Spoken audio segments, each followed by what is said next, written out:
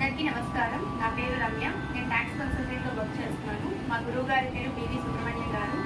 మేము పాడబోయే పాట శక్తి సహిత గణపతి, రాగం శంకరాభరణం, తాళం ఆది తాళం, రచన ముత్తుస్వామి దీక్షితులు గారు. అందరికీ నమస్కారం. నా పేరు అశ్విత. నేను ఫస్ట్ ఇయర్ బీటెక్ చదువుతున్నాను.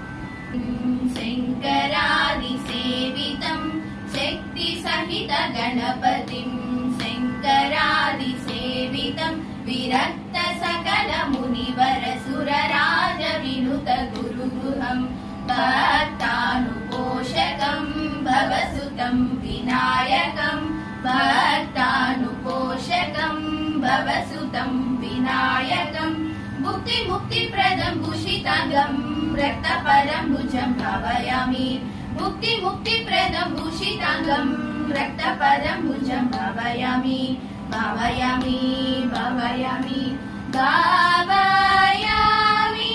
శక్తి సహిత గణపతిం శంకరాది సేవితం, శక్తి సహిత గణపతిం శంకరాది సేవితం విరక్త సకల మునివర సురరాజ వినుత గురుగృహం, భక్తానుపోషకం భవసుతం వినాయకం, భక్తానుపోషకం భవసుతం వినాయకం, ముక్తి ముక్తి ప్రదం భూషితాంగం రక్తపరం భుజం భావయామి, ముక్తి ముక్తి ప్రదం భూషితాంగం రక్తపరం భుజం భావయామి, భావయామి భావయామి